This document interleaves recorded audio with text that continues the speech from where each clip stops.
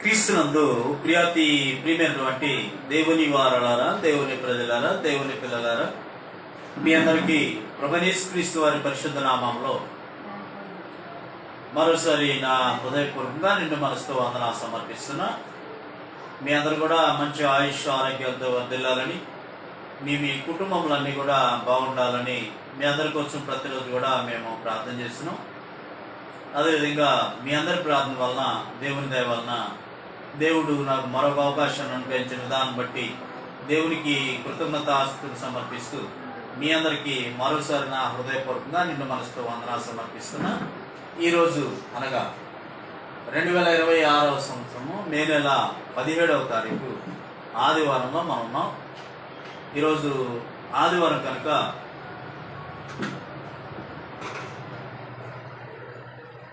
ఈ సమయంలో పరిశుద్ధ గ్రంథంలో నుంచి దేవుని మాటను లేక దేవుని యొక్క వాక్యాన్ని నిర్లక్ష్యం చేస్తే ఏం జరుగుతుంది అనే దానిలో 3వ భాగాన్ని నేర్చుకోవడానికి ప్రయత్నించేద్దాం. గడిచిన 2 తరగతులుగా దేవుని మాటను లేక దేవుని వాక్యమును నిర్లక్ష్యం చేస్తే ఏం జరుగుతుంది అనే అంశం నిమిత్తమై ఈరోజు మనం 3వ భాగాన్ని నేర్చుకోవడానికి ప్రయత్నించేద్దాం.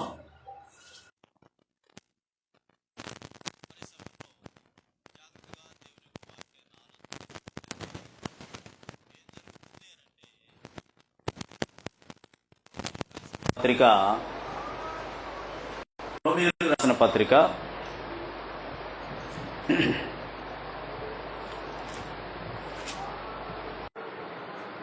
రోమీయులకు రాసిన పత్రిక 9వ అధ్యాయము. రోమీయులకు రాసిన పత్రిక 9వ అధ్యాయం 20వ వచనాన్ని జాగ్రత్తగా గమనించినట్లయితే, రోమీయులకు రాసిన పత్రిక 9వ అధ్యాయము 20వ వచనంలో, అవును గాని ఓ మనుష్యుడా, దేవునికి ఎదురు చెప్పుటకు నీవెవడవు? అవును గాని ఓ మనుష్యుడా, దేవునికి ఎదురు చెప్పుటకు నీవెవడవు? నన్ను ఎందుకు ఇలాగో చేసిదువని రూపింపబడినది రూపించిన వానితో చెప్పునా. సహజంగా మనం ఏమంటూ ఉంటామంటే, ఏంటి ఇట్లాగ జరిగింది, నేను అట్లాగ అనుకున్నానే, ఇట్లాగ జరిగింది ఏంటి, సడన్గా ఇలాగ జరిగింది ఏంటి అని చెప్పేసి రకరకాలుగా అనుకుంటూ ఉంటారు కదా, మనం చూస్తుంటాం. అవునా కదా? అవును కానీ ఓ మనుషుడా, దేవునికి ఎదురు చెప్పుటకు అసలు నువ్వెవడవి? నన్నెందుకు ఇలాగ చేసివని రూపింపబడినది రూపింపబడిన వానితో చెప్పునా అని అంటాడు అనమాట. కాబట్టి దేవుని యొక్క వాక్యాన్ని జాగ్రత్తగా ఆలోచన చేసినట్లయితే,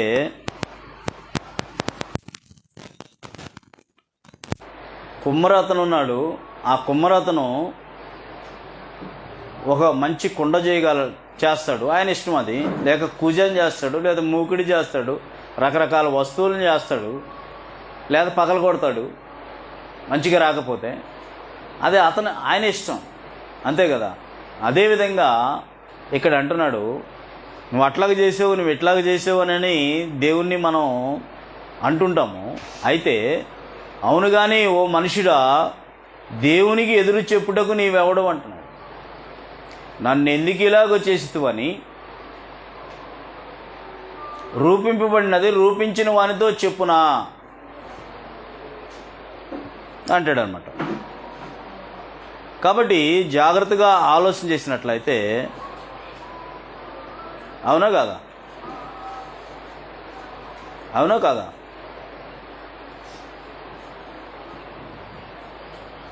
ఇంకొక ఉపమానంలో కూడా ప్రభువైన యేసుక్రీస్తు వారు చెప్పడం జరుగుతుంది. ఏంటంటే, కూలి పనికి పొద్దునపూట 9 గంటలకి కొంతమంది పిలుచుకురమ్మంటాడు, వెళ్ళి పిలుచుకొస్తాడు.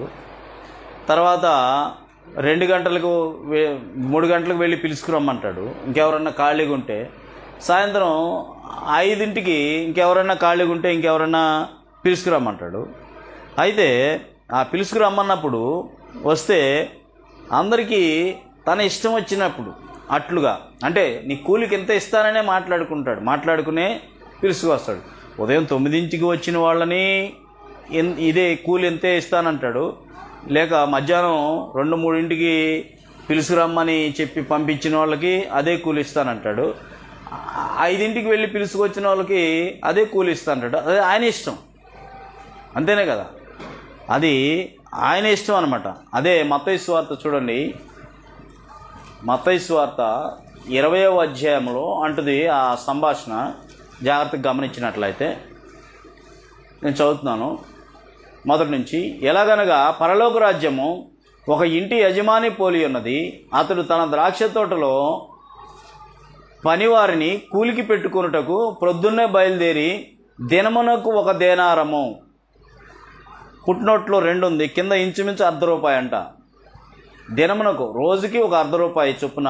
అప్పట్లో ₹1 అంటే చాలా అన్ని వస్తువులు దాదాపుగా వచ్చేస్తాయి ఒక రోజుకి, ఇంచుమించు చొప్పున వారితో వడబడి ఒప్పుకొని వడంబడికి చేసుకుని ద్రాక్ష తోటలోనికి వారిని పంపాను. తర్వాత దాదాపు 9 గంటలకు వెళ్ళి సంత వీధుల్లో ఊరక నిలిచి ఉన్న వారిని మరికొందరిని చూసి, మీరును నా ద్రాక్ష తోటలోకి వెళ్ళుడి, ఏమి న్యాయమో అది నేను మీకు ఇస్తున్నానని వారితో చెప్పగా వారును వెళ్ళారు.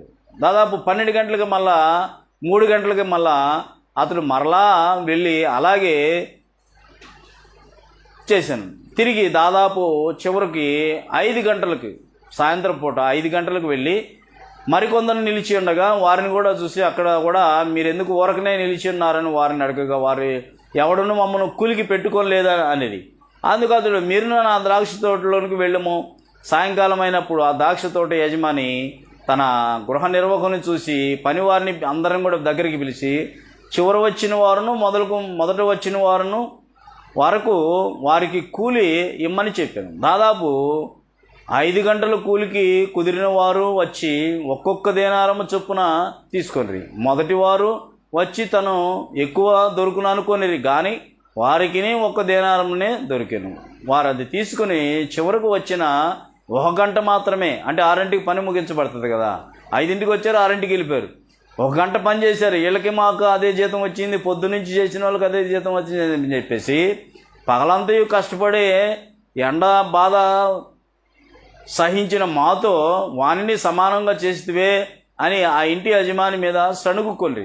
అందుకు అతడు వారితో ఒకరిని చూసి, స్నేహితుడా, నేను నీకు అన్యాయం చేయలేదే, నువ్వు నా వద్దకు వచ్చి దేరాంనాకు వడబడలేదా? 1 దేనారానికి వస్తావా అని అడిగితే నేను వస్తానని చెప్పావు కదా, నీ సొమ్ము నీవు తీసుకొని పొమ్ము, నీకు ఇచ్చినట్టే కడపడి వచ్చిన వారు ఇచ్చుటకు నాకు ఇష్టమైంది. ఆయనకి ఇష్టం, అంతే కదా, యజమాని ఇష్టం, ఆయన ఇష్టం.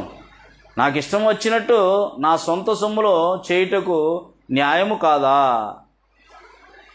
నేను మంచివాడిని అయినందుకు నీకు కడుపు మంటగా ఉండదా అని ఇక్కడ కూడా తెలియజేస్తాను. అంటే అతని ఇష్టం, అది అతని పొలము, అతని ఇష్టం. ఎంతమంది కూలీని ఏ టైంకి పిలుచుకుంటాడో, ఎంత ఇస్తాడో అతని ఇష్టం.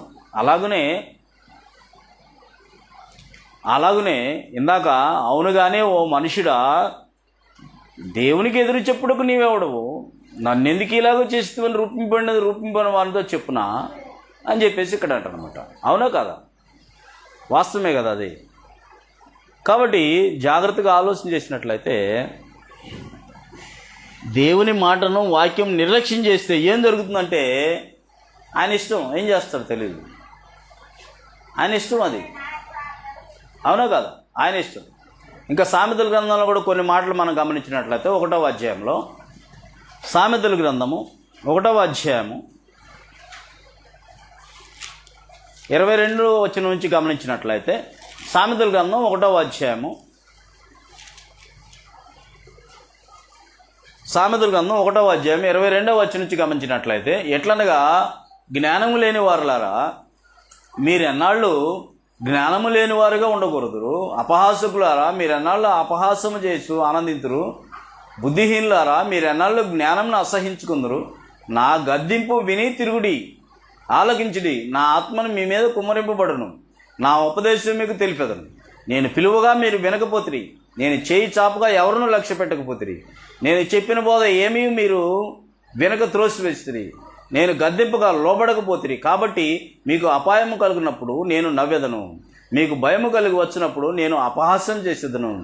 భయం మీ మీదికి తుఫాను వలె వచ్చినప్పుడు, సుడిగాలి వచ్చినట్లు మీకు అపాయము కలిగినప్పుడు, మీకు కష్టము దుఃఖము ప్రాప్తించినప్పుడు నేను అపహాస్యం చేసేదను. అప్పుడు వారు నన్ను గూర్చి మొర్రపెట్టుదురు కానీ నేను ప్రత్యుత్తరం ఇయ్యకుందును. నువ్వెంత గీ పెట్టి ఉపవాసం ఉండి ప్రార్థన చేసినా నేను వినను అంటున్నాడు అనమాట. వినను. నన్ను శ్రద్ధగా వెతికెదరు కానీ వారికి నేను కనబడకుండా ఉందును. జ్ఞానం వారికి అసహ్యమాయను. యెహోవాయందు భయభక్తులు కలిగినట్టు వారికి ఇష్టం లేకపోయాను. నా ఆలోచన విననొల్లకపోయింది. నా గద్దింపును వారు కేవలం తృణీకరించేది. కాబట్టి వారు తమ ప్రవర్తనకు తగిన ఫలమును అనుభవించెదరు. తమకు వెక్కసమగు వరకు తమ ఆలోచనలు అనుసరించెదరు. జ్ఞానము లేని వారు దేవుని విసర్జించి నాశనమగుదురు. బుద్ధిహీనులు క్షేమము కలిగినదని మైమరిచి నిర్మూలమగుదురు. నా ఉపదేశం అంగీకరించేవాడు సురక్షితంగా నివసిస్తున్నాడు, వాడు కీడు వచ్చునన్న భయం లేక నెమ్మదిగా ఉండని చెప్పేసి ఇక్కడ మనకి గ్రంథంలో తెలియజేస్తుంది. ఏం చేస్తాడంట? నువ్వెంత కీ పెట్టినా నీకు ఆపద వచ్చినప్పుడు వినడు అంటున్నాడు. దేవుడు ఎందుకు నీ ప్రార్థన వినడు అంటే ఎందుకు వినడు? కారణం ఏంటి? ముందు దేవుని మాటను వినలా, దేవుని యొక్క వాక్యాన్ని నువ్వు ఆలకించలా, నిర్లక్ష్యం చేసావు. కాబట్టి మీరు ప్రార్థన చేసినను నేను విననని యెషయా గ్రంథం 1:15 కూడా తెలియజేస్తున్నాడు. కారణం ఏంటంటే మూఢనమ్మకాలు కలిగించటం. యెషయా గ్రంథం 1:14 తెలియజేస్తున్నాడు. ఇంకా దేవుని మాట వినకపోవటం వలన, ఇంకా దావీదు పాపం వల్ల దేవుడు మాట విన్నాడా? ఎంతో ఉపవాసం ఉండి ఎంతో ప్రార్థన చేశాడు, తల్ల కిందులుగా తపస్సు చేశాడు. అయినా సరే దేవుడు, దావీదు ఎంతో గొప్పవాడు, అయినా సరే మాట విన్నాడా దేవుడు అంటే? వినలేదు. సుఖభోగాలు కోరుకోవటం వల్లని యాకోబు రాసిన పత్రిక 4:2-3 అంటున్నాడు. గర్వంతో ప్రార్థించడం వల్ల అంటున్నాడు. వేషధారంతో ప్రార్థన చేయటం వల్ల అంటున్నాడు. హృదయంలో పాపం ఉంచుకొని చేయటం వల్ల అంటున్నాడు. వాక్యం వినకపోవడం వల్ల మెయిన్ అంటున్నాడు అనమాట. దేవుని యొక్క వాక్యం వినకపోవడం వలన దేవుడు ఎందుకు నీ ప్రార్థన వినడంటే ఇవి కారణాలు. నువ్వు చేస్తే ఆయన చేసేది ఆయన చేస్తాడు, అంతే కదా. కాబట్టి జాగ్రత్తగా ఆలోచన చేసినట్లయితే, దేవుని యొక్క వాక్యాన్ని జాగ్రత్తగా మనం ఆలోచన చేసినట్లయితే మరి నిర్లక్ష్యం చేయకూడదు. ప్రార్థించుటలో నిర్లక్ష్యం చేయకూడదు. పాటలు పాడేటప్పుడు నిర్లక్ష్యం చేయకూడదు. ఆరాధనలో నిర్లక్ష్యం చేయకూడదు. ప్రతి ఆదివారం ఆయన ఆరాధించమన్నాడు. ఆరాధించాల్సిన అవసరం అనేది ఖచ్చితంగా ఉంది, అవునా కదా. వాక్యం వినేటప్పుడు వాక్యాన్ని నిర్లక్ష్యం చేయకూడదు. ఏదో చెప్తున్నారులే అని చెప్పేసి, ఏదో వింటున్నానని చెప్పేసి మనం ఇక్కడ మనసు ఎక్కడో కాదు, ఇక్కడే దీని మీదే పెట్టాల్సిన అవసరం అనేది ఉందన్నమాట, అవునా కదా. అదేవిధంగా రొట్టె ద్రాక్షారసం విషయంలో కూడా నిర్లక్ష్యం చేయకూడదు. ప్రతి ఆదివారం అంటున్నాడు, ప్రతి ఆదివారం మనం నిర్లక్ష్యం చేయకుండా తీసుకోవాల్సిన అవసరం అనేది ఉంది. అదేవిధంగా కానుకల విషయంలో ప్రతిదీ కూడా ఆయన ఏదైతే చెప్పాడో దాని ప్రకారం మనం నడుచుకోవాల్సిన అవసరం అనేది ఉన్నది ఖచ్చితంగా, అవును కదా. కాబట్టి జాగ్రత్తగా ఆలోచన చేసినట్లయితే ప్రార్థించడంలో నిర్లక్ష్యం చేయకూడదు. పాటలు పాడే విషయంలో కూడా ఆయన ఎలాగ పాడమన్నాలో అలాగే పాడాలి. పాత నిబంధనలు అయితే వాయిద్యాలు ఉన్నాయి, కానీ క్రొత్త నిబంధనలకు వచ్చేసరికి అవి ఏమి వద్దు అంటున్నాడు, అవి ఏమి లేవు అంటున్నాడు, అవసరం లేదంటున్నాడు. ప్రభువైన యేసుక్రీస్తు వారు కానీ ఆయన శిష్యులు కానీ క్రొత్త నిబంధన అపొస్తలులు కానీ ఎవరు ఎక్కడ వాయించినట్టుగా లేదు. దాన్ని నిర్లక్ష్యపెట్టి ఏముందులే అందరూ చేస్తున్నారు కదా నేను కూడా చేస్తున్నాను అని అంటే దేవుని చేతిలోకి వెళ్ళిపోతాడు కదా. పండగలు వద్దు అంటున్నాడు ఆయన. పండగలు క్రొత్త నిబంధన ప్రకారము మరలా మీరు గలతీ రాసిన పత్రిక 4:10-11 మరలా మీరు అటువైపు తిరిగి ఇట్లా చేస్తున్నారు, నేను చెప్పిందంతా వేస్ట్ అయిపోద్ది అని చెప్పేసి ఆయన ఏమంటున్నాడంటే, గలతీ రాసిన పత్రిక గలతీ రాసిన పత్రిక 4వ అధ్యాయము 10-11 వచనాలు గమనించినట్లయితే, మీరు దినములను, మాసములను, ఉత్సవ కాలములను, సంవత్సరములను ఆచరించుతున్నారు. మీ విషయమై నేను పడిన కష్టం వ్యర్థమైపోనేమోనని మిమ్ముని గురించి భయపడుతున్నాను అంటున్నాను కదా. అదేవిధంగా గమనించినట్లయితే రొట్టె ద్రాక్షరసం విషయంలో కూడా ప్రతి ఆదివారం రొట్టె ద్రాక్షరసం తీసుకోవాలని అపొస్తలుల కార్యములు 20వ అధ్యాయం 7వ వచనం తెలియజేస్తుంది. కానుకల విషయంలో కూడా అప్పుడప్పుడు జేబులో ఉన్నంత, ఏదో చేతికి వచ్చినంత కాకుండా 2 కొరింథీ రాసిన పత్రిక 16వ అధ్యాయంలో తేట తెల్లగా దేవుని యొక్క వాక్యం మనకి ఖచ్చితంగా తెలియజేస్తుంది.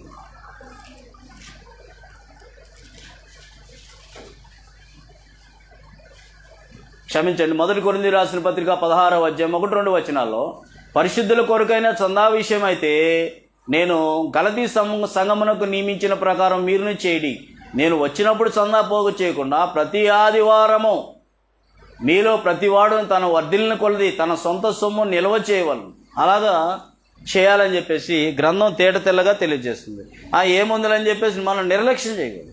దేవుడు ఏదైతే చెప్పాడో దాని ప్రకారం మనం నడుచుకోవాల్సిన అవసరం అనేది ఖచ్చితంగా ఉంది కదా. అందుకనే కదా మత్తయి సువార్తలో మనకందరికీ తెలిసినట్టుగా 15వ అధ్యాయంలో, మత్తయి సువార్త 15వ అధ్యాయము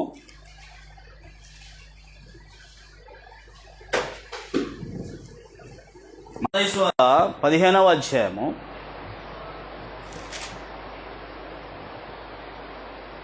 6వ వచనం నుంచి గమనించినట్లయితే, మీరు మీ పారంపర్యాచారముల నిమిత్తమై దేవుని వాక్యమును నిరర్ధకము చేస్తున్నారు అంటున్నాడు అనమాట. మనం ఎక్కువగా జాగ్రత్తగా ఆలోచన చేసినట్లయితే పారంపర్యాచారాలనేమో హైలైట్ చేస్తాము, దేవుడు చెప్పిన వాక్యాన్ని, దేవుడు చెప్పిన మాటలను ఏమో పక్కకు దోసేస్తూ ఉంటాం అన్నమాట. అందుకనే అంటున్నాడు ఇక్కడ, ఏమంటున్నాడు, మీరు పారంపర్యాచారం నిర్లక్ష్యం చేసేస్తాం, దేవుని వాక్యాన్ని నిర్లక్ష్యం చేసేస్తాము, పారంపర్యాచారాలు మాత్రం ఎత్తి పట్టుకుని తూచా తప్పుకోకుండా ముందుకు వెళుతూ ఉంటారు అనమాట. అందుకనే మీ పారంపర్యాచారం నిమిత్తమై దేవుని వాక్యం నిరర్ధకము చేస్తున్నారు. వేషధారులారా, ఈ ప్రజలు తమ పెదవులతో నన్ను గనపరచుదురు కానీ వారి హృదయం నాకు దూరముగా ఉన్నది. మనుషులు కల్పించిన పద్ధతులు, దైవోపదేశములను బోధించు వారు నన్ను వ్యర్థంగా ఆరాధించున్నారని చెప్పేసి ఇక్కడ గ్రంథం తేట తెల్లగా తెలియజేస్తుంది. అందుకనే రోమీయులకు రాసిన పత్రికలో కూడా,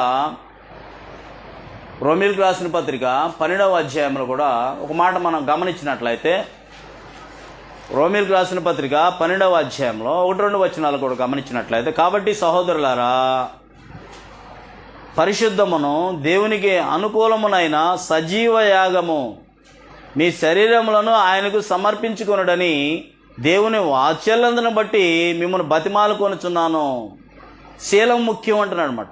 మనిషికి దేవుని దృష్టిలో పవిత్రంగా నేను పరిశుద్ధున్నాయన్నాను కనుక మీరు పరిశుద్ధులై ఉండుడని గ్రంథం తెలియజేస్తుంది. కాబట్టి సహోదరులారా, పరిశుద్ధమును దేవునికి అనుకూలమైన సజీవ యాగం మీ శరీరంలోనూ ఆయనకు సమర్పించుకున్నాడని దేవుని వాత్సల్యతను బట్టి మిమ్మల్ని బతిమాలుకొనుచున్నాను. ఇట్టి సేవ యుక్తమైనది. మీరు ఈ లోక మర్యాదను అనుసరింపగా, లోకం ఎటు నడిస్తే అటు కాదు,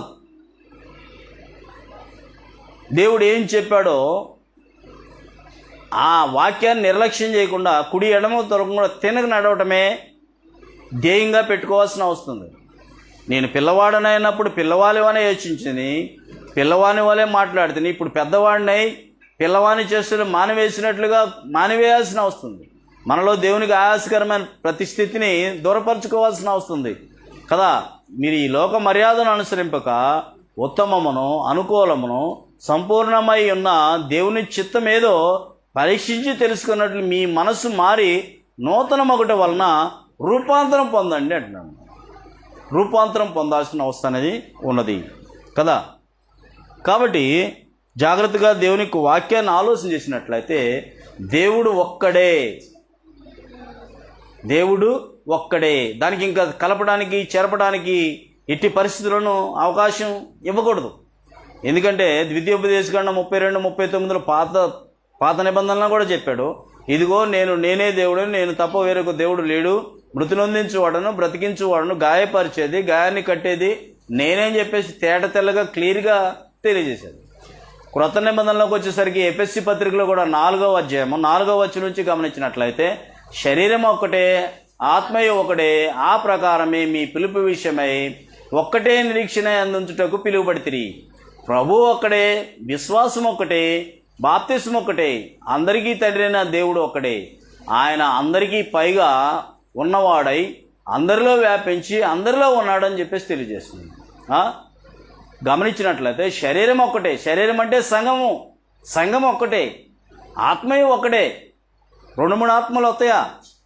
2-3 ఆత్మలు లేవు. శరీరం ఒక్కటే, ఆత్మయు ఒక్కటే, ఆ ప్రకారం మీ పిలుపు విషయం ఒక్కటే నిరీక్షించేందుకు పిలువబడితిరి. ప్రభు ఒక్కడే, విశ్వాసం ఒక్కటే, అన్నీ ఒక్కటే ఒక్కటే 7 ఒక్కట్లు కనపడుతున్నాయి. ఇంకొకటి కూడా ఉందంట, అట్లా కూడా చేయొచ్చంట అని చెప్పేసి మనుషుల పేర్లు కానీ, కొండల పేర్లు కానీ, గుట్టల పేర్లు కానీ పెట్టుకుని ముందుకు వెళ్ళినట్లయితే యాక్సెప్ట్ అవ్వదు. అక్కడ యాక్సెప్ట్ అవ్వదు. మీరెవరో నాకు తెలియదు లేదా అంటాడన్నమాట. ప్రభా అని పిలుచు ప్రతివాడు పరలోక రాజ్యం చేరాడు, కానీ తండ్రి చిత్త ప్రకారమే చేయవాడే చేరను. ఆ దినమున మేము అద్భుతాలు చేయలేదా, అవి చేయలేదా, ఇలేదని అడిగితే అడగచ్చు. మీరెవరో నాకు తెలియదండి. బుద్ధి కలిగిన కనికలు, బుద్ధి లేని కనికలు కూడా మనం కూడా చూసాం.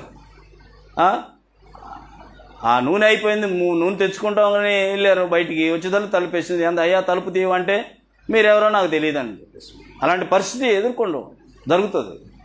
కాబట్టి జాగ్రత్తగా ఆలోచన చేయాల్సిన అవస్థ అనేది ఉంది. బోధ విషయంలో కూడా అపోస్తలుల బోధన అనుసరించాల్సిన వస్తుంది. క్రీస్తు యొక్క సహవాసాన్ని అనుసరించాల్సిన వస్తుంది. 1 కొరింథీయులకు రాసిన పత్రికలో 1వ అధ్యాయము 9వ వచనంలో గమనించినట్లయితే మన ప్రభువైన యేసుక్రీస్తు అను తన కుమారుని సహవాసమునకు మిమ్మల్ని పిలిచిన దేవుడు నమ్మదగిన వాడు అంటున్నాడు. ఉంటే ఎవరి సహవాసంలో ఉండాలి? నువ్వు ప్రభువైన యేసుక్రీస్తు అను తన కుమారుని సహవాసం. అది కాకుండా ముందుకు వెళ్ళినట్లయితే ఇంకా నాకు ప్రియమైన వారు, నాకు చాలా ఇష్టమైన వారు, ఫలానా వాళ్ళు అని చెప్పేసి ఇంకెవరికి దాసులు అవడానికి అవకాశం ఉండకూడదు. నీకు అవకాశం ఇవ్వకూడదు. ఎందుకంటే యాకోబు రాసిన పత్రిక 4వ అధ్యాయం 4వ వచనంలో వ్యభిచారులారా, ఈ లోక స్నేహము దేవునితో వైరమని మీరు ఎరగరా? కాబట్టి ఎవడు ఈ లోకముతో స్నేహము చేయగోరనో వాడు దేవునికి శత్రువగును అంటున్నాడు. ఇక ఎంత ప్రియమైన వాడు అయితే అయి ఉండొచ్చు, కానీ ఇక్కడ గమనించినట్లయితే ఎలాగ దేవుని యొక్క వాక్యం తెలియజేస్తుంది. లోకముతో స్నేహము చేయగోరు వాడు దేవునికి శత్రువగును. ఆయన మన యందు నివసింపజేసి ఆత్మ మచ్చరం పడినంతగా అపేక్షించునా అని లేఖనం చెప్పుచున్నది. వ్యర్థమని అనుకొనిచున్నారా? ఇంకా చాలా విషయాలు మనకు అక్కడ తెలియజేస్తుంది. దేవుని యొద్దకు రండి ముందు, అప్పుడు ఆయన మీ యొద్దకు వచ్చును అని చెప్పేసి కూడా మనకి గ్రంథం తెలియజేస్తున్నట్లుగా మనం చూడగలం కదా. ఈ బోధను, అపోస్తలులు బోధించిన బోధను ముందు పెట్టుకుని దేవుడు చెప్పిన బోధను, ప్రభువైన యేసుక్రీస్తు వారు చెప్పిన మాటలను దృష్టిలో ఉంచుకుని, పరిశుద్ధాత్ముడు పలికించిన మాటలను దృష్టిలో ఉంచుకుని మనం ముందుకు వెళ్ళాలే తప్ప కుడి ఎడమలకి తొలగటానికి అవకాశమే ఎట్టి పరిస్థితుల్లో కూడా ఉండకూడదు. ఎందుకంటే 2 యోహాను పత్రికలో కూడా గమనించినట్లయితే 1వ అధ్యాయం ఉంటుంది 9వ వచనంలో, క్రీస్తు బోధ యందు నిలిచి ఉండక దానిని విడిచి ముందుకు సాగు ప్రతి వాడును దేవుణ్ణి అంగీకరింపని వాడు. ఆ బోధ యందు నిలిచిండు వాడు తండ్రిని కుమారుని అంగీకరించేవాడు. ఎవడైనా ఈ బోధనే తీసుకురావాల్సిన అవసరం ఉంది. ఈ బోధన తేక మీ యొద్దకు వచ్చిన యెడల అసలు ఇంట్లోనే చేర్చుకోవద్దు, మాట వినొద్దు అని చెప్పేసి తెలియజేస్తుంది. ఖచ్చితంగా కటాకండిగా దేవుని యొక్క గ్రంథం మనకు తెలియజేస్తుంది. అలా కాకుండా మాకు ఇదే బాగుంది అలాగ అనుకుని గనక నువ్వు అనుకున్నట్లయితే తిమోతితో చెప్తాడు, తిమోతి నువ్వు చాలా జాగ్రత్త అని చెప్పేసి 4వ అధ్యాయంలో 2వ తిమోతి పత్రిక 4వ అధ్యాయం మొదటి నుంచి గమనించినట్లయితే, దేవుని ఎదుటను సజీవులకు మృతులకు తీర్పు తీర్చు క్రీస్తు యేసును ఎదుటను ఆయన ప్రత్యక్షతోడు ఆయన రాజ్యముతోడు నేను ఆనబెట్టి చెప్పున్నదేమనగా వాక్యాన్ని ప్రకటించుము, సమయమందును అసమయందు ప్రయాసపడము, సంపూర్ణమైన దీర్ఘశాంతముతో ఉపదేశించు, ఖండించుము, గద్దించుము, బుద్ధి చెప్పుము. ఎందుకనగా జనులు హితబోధన సహింపక దురద చెవులు. హితబోధ అనగానే పుట్టినట్లు కింద 6 కింద ఏముంది? ఆరోగ్యకరమైన బోధ. ఆరోగ్యకరమైన బోధ ఉన్నది ఉన్నట్టుగా వినాల్సిన వస్తుంది, అది నచ్చటం లేదు.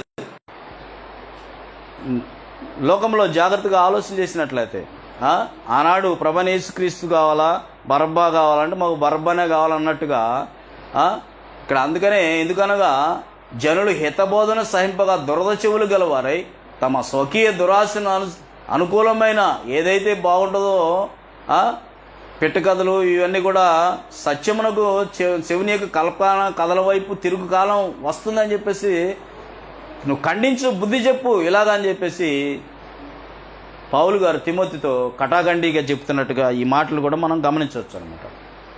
పౌలు గారు కూడా ఒకప్పుడు సంఘమును ఇబ్బంది పెట్టినప్పటికీ కూడా ప్రభువైన యేసుక్రీస్తు వారు కలగజేసుకుని ఆయన మరలా నమ్మి మళ్ళా బాప్తిస్మం తీసుకున్న తర్వాత గలతీలకు ఇంకా అనేక ప్రాంతంలోకి వెళ్ళి అనేక ప్రాంతాలు ఆయన సంచరించినవే. కొరింథీ పట్టణంలో వేరే వేరే సంఘాలు లేవు బైబిల్లో గ్రంథంలో ఆలోచన చేసినట్లయితే. కొరింథీ అంటే కొరింథీ పట్టణంలో ఉన్న క్రీస్తు సంఘము, కొలస్సీ అనే పట్టణం, అది ఆ పట్టణంలో ఉన్న క్రీస్తు సంఘము. ఫిలిప్పి అనేది ఒక పట్టణము, ఫిలిప్పీలో ఉన్న క్రీస్తు సంఘం. పౌలు గారు తిరిగి ఆయన సత్య సువార్త ప్రకటించి ఏర్పాటు చేసినవి. దెస్సలోనిక అనే పట్టణం, దెస్సలోనిక వలన క్రీస్తు సంఘమునకు ఉత్తరం రాస్తున్నాడు. ఈ విధంగా మనం జాగ్రత్తగా తేటతెల్లగా తెలుసుకోవాల్సిన వస్తుంది. గలతీలకు రాసిన పత్రిక ఏమంటే, గలతీలకు రాసిన పత్రిక 1వ అధ్యాయము 6వ వచనంలో 6వ వచనం నుంచి క్రీస్తు కృపను బట్టి మిమ్మల్ని పిలిచిన వారిని విడిచిపెట్టేసి భిన్నమైన సువార్త తట్టుకు మీరు ఇంత త్వరగా తిరిగిపోవడం చూడగా నాకు ఆశ్చర్యం కలుగుతున్నది. అది మరి ఒక సువార్త కాదు, కానీ క్రీస్తు సువార్తను చెరపగోరి మిమ్మల్ని కలవరపరచువారు కొందరు ఉన్నారు. మేము మీకు ప్రకటించిన సువార్త కాక మరి ఒక సువార్తను మేమైనను పరలోకం నుండి వచ్చిన యొక్క దూత అయినని మీకు ప్రకటించిన ఎడల అతడు శాపగ్రస్తుడు అవును గాక. మేము ఇదివరకే చెప్పిన ప్రకారం ఇప్పుడు చెప్తున్నాం అని చెప్పేసి మీరు అంగీకరించిన వార్త కాక మరి ఒక వార్త ఎవడైనానో మీకు ప్రకటించిన ఎడల వాడు శాపగ్రస్తుడు ఖచ్చితంగా తెలియజేస్తుంది. ఒకే బోధ ఉంది, ఒకే ఒక బోధ దేవుని బోధ, ఒకే ఒక బోధ ప్రభువైన యేసుక్రీస్తు వారి బోధ, ఒకే ఒక బోధ పరిశుద్ధాత్మ ద్వారా తెలియజేసిన, ఒకే ఒక బోధ ప్రభువైన యేసుక్రీస్తు శిష్యులు అపోస్తలులు చేసిన బోధ. ఒకే దేవుడు ఏదైతే చెప్పాడో అదే ప్రభువైన యేసుక్రీస్తు వారి లోకానికి చెప్పాడు. తండ్రి ఏదైతే చెప్పాడో నేను అదే చెప్తున్నాను. శిష్యులు కూడా అదే చెప్పాడు. శిష్యులు కూడా ప్రభువైన యేసుక్రీస్తు వారు ఏదైతే చెప్పాడో దాని ప్రకారమే నడుచుకున్నారు. ఆయన వెళ్ళిపోయిన తర్వాత పరిశుద్ధాత్మ వచ్చి పేతురు ప్రసంగం ద్వారా 3000 మంది బాప్తిస్మం తీసుకున్నప్పుడు, పేతురు గారు లేచి ప్రసంగం చేసినప్పుడు అదే బోధ కంటిన్యూ అయింది, జాగ్రత్తగా గమనించినట్లయితే. అందుకనే కొరింథీయులకు రాసిన పత్రికలో కూడా 1వ అధ్యాయంలో అంటాడు 10వ వచనం నుంచి, సహోదరులారా అదే 3000, 4000, 6000, 7000 అట్లా పెరిగి సర్వ ప్రపంచ యావత్వం కూడా వ్యాపించిందని తెలియజేస్తూ, అయితే అందరూ కూడా ఏకభావంతో ఉండాలంటున్నాడు అన్నమాట. రకరకాలుగా కాదు, ఏకభావంతో ఉండాలంటాడు. 1 కొరింథీ రాసిన పత్రిక 1వ అధ్యాయం 18వ వచనంలో, సహోదరులారా మీరందరూ ఏకభావంతో మాట్లాడవాలనని మీలో కక్షలు లేక ఏక మనస్సుతోనూ ఏక తాత్పర్యముతోనూ మీరు సన్నద్ధులై ఉండవాలని మన ప్రభువైన యేసుక్రీస్తు పేరిట మిమ్మల్ని వేడుకొనుచున్నాను. నా సహోదరులారా మీలో కలహములు కలవని మిమ్మల్ని గురించి క్లోయ ఇంటి వారిని వలన నాకు తెలియవచ్చాను. మీలో ఒకడు నేను పౌలు వాడను, ఒకడు నేను అపోల్లో వాడను, మరి ఒకడు నేను కేఫా వాడను, ఇంకొకడు నేను క్రీస్తు వాడనని చెప్పుకొనుచున్నారని నా తాత్పర్యము. క్రీస్తు విభజింపబడి ఉన్నాడా? పౌలు మీ కొరకు సిలువ వేయబడ్డా? పౌలు నామమును మీరు బాప్తిస్మం పొందిదిరా అంటున్నాడు. పౌలు నువ్వు నాకు ఇష్టమేలే కానీ సరే నీ ఇష్టం వచ్చిన పేరు నువ్వు పెట్టుకో అని అనలేదు. అపోల్లో నువ్వంటే నాకు ఇష్టం అని యేసుప్రభు సరే ఏదో ఒకటి నీ ఇష్టం వచ్చింది పెట్టుకో అని అనలేదు. కాబట్టి క్రీస్తు విభజింపబడి ఉన్నాడా? పౌలు మీ కొరకేమన్నా సిలువ వేయబడ్డా? పౌలు మీ నామమున మీరేమన్నా బాప్తిస్మం పొందితిరా అంటున్నమాట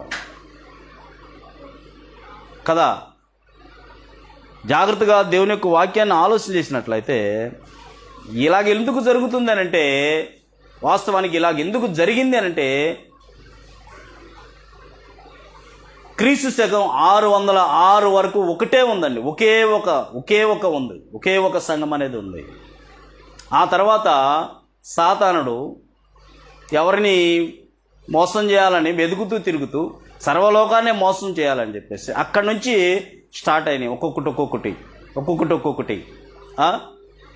అంటే చేసిన తప్పుకి వెంటనే శిక్ష రాకపోవటం వలన అని అంటాడు. ప్రసంగి గ్రంథంలో 9వ అధ్యాయం మాట గమనించి మనం ముందుకు వెళదాం. ప్రసంగి గ్రంథంలో 9వ అధ్యాయము 11వ వచనంలో, దుష్క్రియకు తగిన శిక్ష శీఘ్రంగా కలగపోవటకు చూసి మనుషులు భయాన్ని విడిచి హృదయపూర్వకంగా దుష్క్రియలు చేదురు అంటున్నాడు. పిల్లాడు ఉన్నాడు, మీ పిల్లాడు, వాడు ఏదో పాలు పారబోసాడు, ఏదో పొరపాటు చేశాడు, వాడిని ఏమనలేదు. రెండోసారి మా అమ్మ ఏమంటలేదులే, మా నాన్న ఏమంటలేదు, ఏం చేస్తాడు, ఇంకొక పొరపాటు చేస్తాడు, మళ్ళీ చేస్తాడు, కావాలనే కళ్ళెదుటే చేస్తాడు. అవును కదా? ఇంకొకటి వాడిని అలాగనే వదిలేస్తే తల్లిదండ్రుల మాట వినడు, స్కూల్లో టీచర్స్ మాట వినడు, పెద్దల మాట వినడు, దేవుని మాట వినడు, ఎందుకు పనికిరాని వాడిగా తయారవుతాడు. అవునా కదా? అదేవిధంగా జాగ్రత్తగా ఆలోచన చేసినట్లయితే దుష్క్రియకు తగిన శిక్ష శీఘ్రంగా కలగకపోవడం చూసి మనుషులు భయాన్ని విడిచి హృదయపూర్వకంగా దుష్క్రియలు చేదురు అని చెప్పేసి ఇక్కడ గ్రంథం తెలియజేస్తుంది. అప్పుడు దేవుడు ఏం చేస్తాడంటే అదే చెప్తున్నాడు. మనం ఇందాక చదువుకున్నాం కదా, రోమిలకు రాసిన పత్రిక. అవును కానీ ఓ మనుషుడా, నీవెవడవు నాకు ఎదురు చెప్పడానికి, నువ్వెవడవు అంటున్నాను.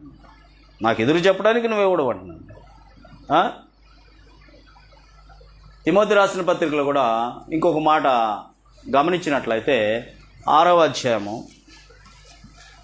1 తిమోతి రాసిన పత్రిక 6వ అధ్యాయంలో 5వ వచనం నుంచి గమనించినట్లయితే, చెడిపోయిన మనస్సు కలిగి సత్యహీనులై దైవభక్తి సాధనం అనుకొని మనుషులు వ్యర్థ వివాదములు కలుగుచున్నవి. సంతుష్టి సహితమైన దైవభక్తి గొప్ప లాభ సాధనమై ఉన్నది. సంతుష్టి సహితమైన దైవభక్తి గొప్ప లాభ సాధనమై ఉన్నది అంటాడు. ఇంకా 1 కొరింథీ 15లో కూడా, మీ విశ్వాసం ప్రభువునందు వ్యర్థము కాదని ఎరిగి స్త్రీలను కదలని వారును ప్రభు కార్యాభివృద్ధి అందు ఎప్పటికీ ఆసక్తులై ఉండంటున్నాడు. క్రీస్తునందు ఉన్న వారికి ఏ శిక్ష లేదంటున్నాడు. ఎవడైనా క్రీస్తునందు ఉన్న ఎడల వాడు నూతన సృష్టి అంటున్నాడు. నేను నిజమైన ద్రాక్షావళిని, నాలో ఫలింపని ప్రతి తీగను తీసి పారవేస్తానంటున్నాడు. నాకు వేరుగా ఉండి మీరేమీ చేయలేరు అంటున్నాడు. నా పక్షంలో ఉండనేవాడు నాకు విరోధి అంటున్నాడు. ఇన్ని మాటలు తేట తెల్లగా చెప్తున్నప్పటికీ నిర్లక్ష్యం చేస్తూ, బైబిల్ని పరిశీలించకుండా, వాక్యాన్ని వినకుండా నిర్లక్ష్యం చేసి ముందుకు వెళ్ళినట్లయితే మనం చేతులారా దేవుని చేతిలో పడిపోతాం. చేతులారా కదా. కాబట్టి జాగ్రత్తగా దేవుని యొక్క వాక్యాన్ని ఆలోచన చేయాల్సిన వస్తుంది. సమస్తాన్ని పరీక్షించాల్సిన వస్తుంది. సమస్తాన్ని పరీక్షించి మేలైన దాన్ని చేపట్టాల్సిన అవసరం అనేది ఉన్నది. దేవుని యొక్క వాక్యం అలాగా తెలియచేస్తుంది. నువ్వెవడు నాకు అంటాడు అన్నమాట. మట్టి కుమ్మరివానికి కుమ్మరి కుండ మీద అధికారం ఉండదా అని అంటారు అన్నమాట. అవును కదా? నిజమే కదా అది? అవును కదా? కాబట్టి జాగ్రత్తగా మనం దేవుని యొక్క వాక్యాన్ని లక్ష్య పెట్టాల్సి వస్తుంది. దేవుని యందు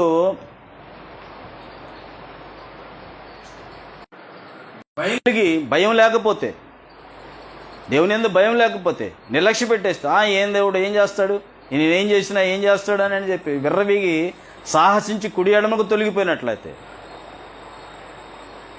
నిర్లక్ష్యం చేసినట్లయితే, దేవుని మాటలకు దేవుని భయం లేకపోతే, సృష్టి అంతా కూడా ఆయన మాట వింటుంది. సూర్యచంద్ర నక్షత్రాలు, సముద్రం అన్నీ ఆయన మాటలు వింటున్నాయి. మనిషే మాట వింటలేదని యెషయా గ్రంథం 1వ అధ్యాయం 2వ వచనంలో, ఆకాశం ఆలకించము, భూమి చెవియకము, నేను పిల్లలను పెంచి పెద్దవారినిగా చేసి వాళ్ళను తిరుగుబడి ఉన్నారు. ఎవరో కాదు తిరుగుబడుతుంది, నువ్వు నేనే తిరుగుబడుతున్నావు అని చెప్పించేయకుండా నువ్వు నేనే తిరగబడుతున్నావు, ఎవరో కాదు. ఆరాధన ఆయన ఎలాగ చేయమన్నాడో అలాగ చేయాల్సి, ఇందాక చెప్పుకున్నాం, ఆయన ఎలాగ చేయమన్నాడో అలాగ చేయాల్సిన అవసరం ఉంది. ఆరాధన అంటే మొక్కుట, పూజించుట, నమస్కరించుట. ఆరాధన ఎవరికి చేయాలని దేవుడు మనల్ని ఆరాధన కోరుచున్నాడు. తండ్రిని ఆరాధించాలని బోధిస్తుంది బైబిల్. అబ్రహాం అలాగే ఆరాధించాడు, యూదులు అలాగే ఆరాధించారు, క్రీస్తు మరియు ఆయన శిష్యులు కూడా అలాగే ఆరాధించారు. ఆరాధన ఎక్కడ చేయాలంటే పితరుల కాలంలో బలిపీఠం కట్టి చేసేవారు. యూదుల కాలంలో అయినట్టు ప్రత్యక్ష గుడారంలో ఆరాధన చేసేవాళ్ళు, యెరూషలేము దేవాలయంలో ఆరాధించారు. నేడు క్రీస్తు సంఘంలో ఆరాధించాల్సిన అవసరం ఉంది. దాన్ని నిర్లక్ష్యపెట్టి కుడి ఎడమకు తొలిపోయి ఏదైతే ఏమైందిలా అనుకున్నట్లయితే ఆయన చేతిలో పడిపోతావు. ఆరాధన ఎప్పుడు చేయాలి? దేవుడు ఏర్పాటు చేసిన దినం ఆదివారం,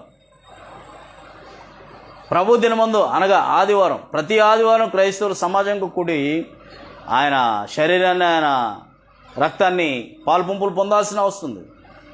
ఆరాధన ఎలా చేయాలంటే ఆత్మతోనూ సాక్ష్యంతో ఆరాధన చేయాలంటున్నాడు. యథార్థముగా ఆరాధన చేయాలంటున్నాడు. యేసుక్రీస్తు ద్వారా ఆరాధన చేయాలంటున్నాడు. ప్రార్థన, పాటలు ఆత్మతో మనసుతో పాడాలంటున్నాడు. ఇన్ని విధములుగా దేవుని యొక్క వాక్యం మనకి తెలియచేస్తూనే ఉంది. అయినా సరే మనం నిర్లక్ష్యం చేస్తున్నాం. దేవుని ఉన్నతమైన అధికారంకు లోబడట్లేదు, నిర్లక్ష్యం చేస్తున్నాం.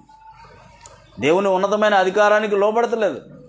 దేవుడు సర్వాధికారం కలవాడు, ఆయన ఏదైనా చేయగలడు. అందుకని ఇదిగో నేనే దేవుడును, నేను తప్ప వేరొక దేవుడు లేడు, గాయపరిచేది గాయాన్ని కట్టేది నేనే, నా చేతి నుంచి తప్పించుకునేవాడు ఎవడు కూడా లేడని చెప్పేసి కూడా గ్రంథం తేట తెల్లగా తెలియజేస్తుంది కదా. పాపము గురించి వ్యక్తిగతంగా ఒప్పుకోవడం లేదు. ఏమంటున్నాడు? నేను చేశానా పాపం అని చెప్పేసి దేవుని మీదే తిరగబడే స్థితికి వెళ్ళిపోతున్నాం. నేనా అబద్ధికుణ్ణి, నేనా పాపం చేసింది? కాదు, నువ్వే చేసావు. అంతే కదా, మొదట జరిగింది అంతే కదా. ఆదాము హవ్వ వీళ్ళిద్దరూ అది తినొద్దని ముందుగానే చెప్తే ఏం చేసి తీరక తిప్పి ఎవరి మీద తీసుకొచ్చారు? సాతాను నువ్వే కదా చేసింది, ఆ సాతానే నన్ను తినమని చెప్పింది, అందుకని నేను తినా అని చెప్పి తిప్పి ఎవరికి పెట్టారు? మళ్ళా దేవుని దగ్గరికే తీసుకొచ్చేసారు. అందుకని మొదటి యోహాను పత్రికలో కూడా జాగ్రత్తగా ఆలోచన చేసినట్లయితే, మొదటి యోహాను పత్రిక 1వ అధ్యాయము 5వ వచనం నుంచి గమనించినట్లయితే, దేవుడు వెలుగై అన్నాడు, ఆయన యందు చీకటి ఎంత మాత్రం లేదు, ఆయనతో కూడా సహవాసము గలవారమని చెప్పుకొని చీకటిలో నడిచిన ఎడల మనం అబద్ధమాడుతూ సత్యాన్ని జరిగింపుకుందాము. అయితే ఆయన వెలుగులో ఉన్న ప్రకారం మనం వెలుగులో నడిచిన ఎడల అన్యోన్య సహవాసము గలవారమై ఇందుము. అప్పుడు ఆయన కుమారుడైన యేసుక్రీస్తు రక్తం ప్రతి పాపం నుండి మనల్ని పవిత్రులుగా చేయను. మనము పాపము లేని వారమని చెప్పుకొని ఎడల మనలను మనమే మోసపుచ్చుకుందాము, మరియు మనలో సత్యం ఉండదు. మన పాపములను మనం ఒప్పుకొని ఎడల ఆయన నమ్మదగిన వాడు, నీతిమంతుని కనుక ఆయన మన పాపములను క్షమించి సమస్త దుర్నీతి నుండి మనల్ని పవిత్రులుగా చేయను. మనము పాపము చేయలేదని చెప్పుకొని ఎడల ఆయనను అబద్ధికంగా చేయవారమ్మకదము. దేవుణ్ణే అబద్ధికం చేస్తాం అన్నమాట ఆయన వాక్యంలో. మరియు ఆయన వాక్యం మనలో ఉండదు అంటున్నాడు. నువ్వు ఎంత ప్రయత్నం చేసినా అది ఉండదు అని చెప్పేసి గ్రంథం తెలియజేస్తుంది. దేవుని నిన్ను గురించి సాక్ష్యం పెట్టేశాడు, ఆకాశాన్ని భూమిని సాక్ష్యం పెట్టేశాడు. నువ్వు నాకు తెలియదు, నాకు కుదరదన్న ఒకనొక రోజున ఆకాశమే భూమి సాక్ష్యాలు చెప్తాయి నీ గురించి, అవునా కదా. మనం మనుషుల సాక్ష్యం అంగీకరిస్తున్నాము, మరి దేవుని సాక్ష్యం మరి బలమైంది. మనలో మన ఆత్మే సాక్ష్యం ఇస్తాడు. నీళ్లు సాక్ష్యం ఇస్తాయంట, రక్తం సాక్ష్యం ఇస్తుందంట, భూమి ఆకాశం సాక్ష్యం ఇస్తాయంట. మన పాపల మీద మన పాపంలే మన మీద సాక్ష్యం ఇస్తాయంట. కాబట్టి జాగ్రత్తగా ఆలోచన చేసినట్లయితే ఈ విధంగా దేవుని యొక్క వాక్యం మనకి తేట తెల్లగా తెలియజేస్తుంది. దేవుని యొక్క వాక్యము విశ్వాసాన్ని పెంపొందిస్తుంది నువ్వు సరిగా దాన్ని వెతికినట్లయితే. దేవుని వాక్యము నూతన జన్మనిస్తుంది. దేవుని యొక్క వాక్యం నిరీక్షణ ఇస్తుంది. దేవుని యొక్క వాక్యం పరిశుద్ధపరుస్తుంది. నువ్వు ఎలాంటి వాడువైనా ఎలాంటి దానివైనా సరే దేవుని వాక్యం ప్రతి అవసరం తీరుస్తుంది. దేవుని యొక్క వాక్యము విశేష జ్ఞానాన్ని ఇస్తుంది. దేవుని వాక్యము సాతాన్ని జయింపజేస్తుంది. మన వల్ల కాదు, మనకున్న వ్యసనాలను బట్టి, మనకున్న లోటుపాట్లను బట్టి, మనకున్న లోపాలను బట్టి మనంతటి మనం జయించాలంటే మన వలన కాదు. కానీ దేవుడు మన పక్షాన నుండి, దేవుని వాక్యం మనం ఆయన చెప్పిన మాట విన్నట్టయితే సాతాన్ని జయింపజేస్తాం. దేవుని వాక్యం సత్యంలోకి నడిపిస్తుంది. దేవుని వాక్యము మార్గం చూపిస్తుంది. దేవుని వాక్యము సంతోషాన్ని ఇస్తుంది. దేవుని వాక్యము సంతోషాన్ని ఇస్తుంది. అవునా కదా? సంతోషాన్ని ఇస్తుంది. అలా కాకుండా వీటన్నిటిని కూడా నిర్లక్ష్య పెట్టేసి ముందుకు వెళ్ళేసినట్లయితే దేవునికి కోపం పుట్టించిన వాటిని అవుతాం మనం. దేవునికి ఏ కోపం పుట్టించిన వాళ్ళం అవుతాం మనం. ఏమవుతామో కూడా తెలియదు అన్నమాట. ధనవంతుడు లాజరు ఉన్నారు. ఇప్పుడు రోజు సుఖపడుతూ ఉన్నాడు. నార వస్త్రాలు ధరించి ప్రతిరోజు సుఖపడుతుండేవాడంట. ఒకానొక సమయంలో ఇద్దరు చనిపోయారు. లాజరుని దూతలు వచ్చి తీసుకెళ్ళి నెమ్మది కలిగిన ప్లేస్లో వెళ్ళిపోయారు. అప్పుడు తెలిసింది, ఇక్కడ యాతన ఉంది, యాతన పడుతున్నాను. ఆత్మ అగ్ని ఆరదు, పురుగు చావదు. చచ్చిపోదామంటే వీలు పడదు, అగ్ని ఆరిపోవటం లేదు. యుగయుగాలు తరతరాలు కాలటం. సర్వ సృష్టికి స్వార్థను ప్రకటించండి, నమ్మి బాప్తీసం తీసుకున్నవాడు రక్షింపడం, నమ్మని వానికి శిక్ష విధించబడి అని చెప్పేసి దేవుని యొక్క వాక్యము ఖచ్చితంగా తెలియజేస్తుంది. దాన్ని కూడా మనం నిర్లక్ష్య పెట్టినట్టయితే ఇంకా ఏమవుతుందో చెప్పలేము. కాబట్టి ఈ విధంగా దేవుని యొక్క వాక్యము హెచ్చరిస్తూ ఉంది. దేవుని యొక్క వాక్యము ప్రతి ఒక్కరిని కూడా హెచ్చరిస్తూ ఉంది. అవునా కదా? హెచ్చరిస్తూ ఉంది. ఏ పరిస్థితిలో ఉన్నాం మనం, ఏ పరిస్థితిలో ఉన్నాం. అందుకనే మొన్న చదువుకున్నాం కదా మత్తయి సువార్తలో, కుడివైపున ఉన్నవారిని, ఎడమవైపున వారిని ఎలాగా జడ్జిమెంట్ ఉంటుందో దానికి ముందుగా 1 కొరింథీ రాసిన పత్రిక 10వ అధ్యాయము 2 కొరింథీ 5:10లో, 2 కొరింథీ రాసిన పత్రిక 5వ అధ్యాయం 10వ వచనంలో, ఎందుకనగా తాను జరిగించిన క్రియల చొప్పున అవి మంచివైనా సరే చెడ్డవైనా సరే దేహముతో జరిగించిన వాటి ఫలము ప్రతివాడు పొందినట్లు మనమందరము క్రీస్తు న్యాయపీఠం ఎదుట ప్రత్యక్షం కావాల్సిన అవసరం అనేది ఉంది. ఆయనే జడ్జిమెంట్ చేస్తాడు.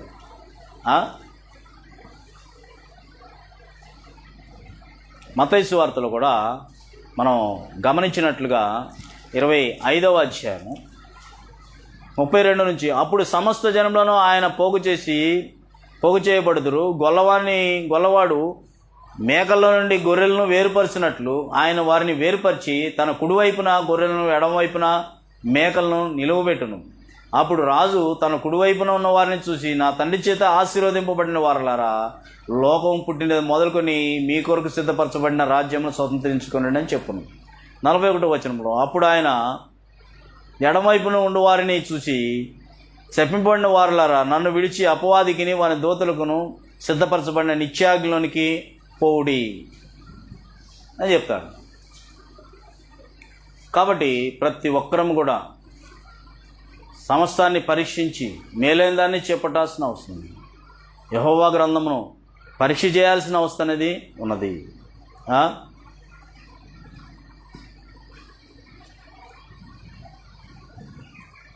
ఇంత చెప్పినా సరే సత్యాన్ని నమ్మకపోతే దేవుడే ఏం చేస్తాడంటే నిన్ను సాతానికి అప్పగిచ్చేస్తాడు.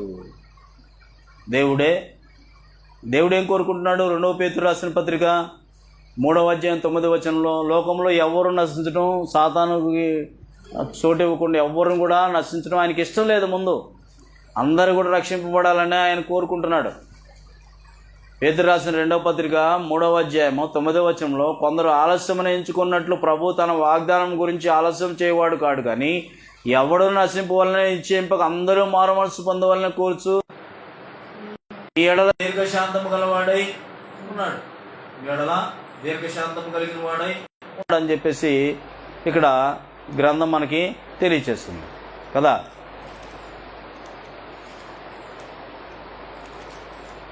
అందరూ కూడా రక్షింపబడాలనే ఆయన ఉద్దేశమైనది, ఆయన యొక్క తలంపై అన్నది.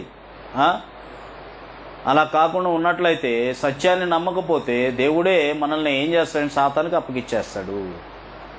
చివరిగా రెండవ దశలోనికి రాసిన పత్రిక 2వ అధ్యాయం 9వ వచనం నుంచి గమనించినట్లయితే, నశించుచున్న వారు తాము రక్షింపబడుటకే సత్య విషయమైన ప్రేమను అవలంబింపకపోయిరు గనుక వారి రాక అబద్ధ విషయమై సమస్త బలముతోనూ నానా విధములైన సూచక్రియలతోనూ మహత్కార్యములతోనూ దుర్నీతిని పుట్టించు సమస్త మోసముతోనూ నశించుచున్న వారిలో సాతాను కనపరచు బలము అనుసరించి ఉండును. ఇందుచేత సత్యమును నమ్మక దుర్నీతి యందు అభిలాష గల వారందరూ కూడా శిక్షావిధి పొందుటకై అబద్ధమును నమ్మునట్లు మోసము చేసే శక్తిని దేవుడు వారికి పంపుతున్నాడు. నువ్వు ఎంత చెప్పినా సరే అబద్ధాన్ని నమ్ముతావు, కానీ ఇంకా నువ్వు నిజాన్ని నమ్మవు. సాతానికి అప్పగించేస్తాడు. దేవుడే చేతులారా తీసుకెళ్ళి ఇంకా నువ్వు ఎంత చెప్పినా ఇదే కానీ అని చెప్పేసి అప్పగించడం అనేది జరుగుతుంది. కాబట్టి సమస్తాన్ని పరీక్షించి మేలైన దాన్ని చేపట్టాల్సిన అవస్థ అనేది ఉన్నది. గ్రంథం ఉంది, దస్తావేజులు మన చేతుల్లోనే ఉన్నాయి. అయినా సరే మనం వాటిని సరిగా అర్థం చేసుకొనక, సరిగా చదవక ముందుకు వెళుతుంటాం. కాబట్టి దేవుని మాటను, వాక్యమును నిర్లక్ష్యం చేయకుండా చేస్తే ఏం జరుగుతుందో 3వ భాగాన్ని మనం నేర్చుకున్నాం. మీ చేతిలో ఉన్న మీ యొక్క పరిశుద్ధ గ్రంథాలను పరిశీలించి, సమస్తాన్ని పరీక్షించి, యెహోవా గ్రంథమును పరిశీలించి చదివితేనే అర్థమవుతుంది. పరిశీలించి సమస్తాన్ని పరీక్షించి మేలైన దాన్ని చేపట్టాల్సిన. అందుకనే సమయంలో పోనీ యొక్క సద్వినియోగం చేసుకుంటూ అజ్ఞానుల వల్లే కాక జ్ఞానుల వల్లే నడుచుకోవడానికి తెలియజేస్తుంది. ప్రభా అనిపించి ప్రతివాడు పరలోక రాజ్యం చేరడు, కానీ తన నిశ్చిత ప్రకారమే చేయవాడే చేయదని తెలియదు. నేను చెప్పిన మాటల ప్రకారం మీరు చేయక ప్రభా నన్ను పిలవడం దేనికి, నా సన్నిధిలోకి రావడం దేనికి అంటాడు. కాబట్టి యెహోవా గ్రంథమును మీ దేవుని మందిరంలోకి వెళ్ళినప్పుడు మీ ప్రవర్తన జాగ్రత్తగా చూసుకోండి అంటాడు. మీ ప్రవర్తన జాగ్రత్తగా చూసుకున్నాడు. గోపురం కట్టించేటప్పుడు అది ఎంత అవుతుంది ఎస్టిమేషన్ వేసుకునే కదా మనం దాన్ని దిగేది. కష్టమైన నష్టమైన, తల్లిలేని తండ్రిలేని అన్నదమ్ములను అక్క చెల్లి నాకంటే ఎక్కువగా దేన్ని ప్రేమించు, నాకు బాధ్యుడు కాడు అంటున్నాడు. అన్నింటినీ పక్కన పెట్టేయాల్సిందే. తగులు మిగులు చూసుకునే కదా ప్రారంభించేది అని, వెనక ముందు చూసుకునే కదా నా దగ్గరికి వచ్చేది. మీ వల్లనే నా నామం అన్యుల మధ్య దూషింపబడుతున్నది రోమీకు రాసిన పత్రికలో 2:24 చెప్తాడు. ఆ నామాన్ని దూషించే విధంగా మన ఇది ఉంటుందా?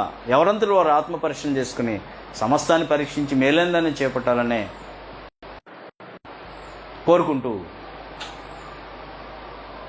ముందుకు వెళ్తున్నాను. నమ్మి బాప్తిస్మం పొందిన రక్షణ నమ్మడానికి శిక్ష అనేది దేవుడు చెప్పిన మాట. అది ఆకాశమను భూమిను లేకపోవచ్చే కానీ దేవుని మాట అనేది ఖచ్చితంగా జరుగుతుంది అని చెప్పేసి మత్తయి సువార్త 25:35 కూడా తెలియజేస్తున్నాను. కాబట్టి జాగ్రత్తగా ఆలోచన చేసి కుడి ఎడమకు తొలగక తిన్నగా వెళ్ళటానికి ప్రయత్నం చేయాల్సిన అవసరం లేదు. ఎప్పటివరకు ఓపితో విన్న మీ అందరికీ మరోసారి నా హృదయపూర్వకంగా నిండు మనసుతో వందనాలు సమర్పిస్తూ ముగించేస్తాను. ప్రార్థన చేసుకున్నాను.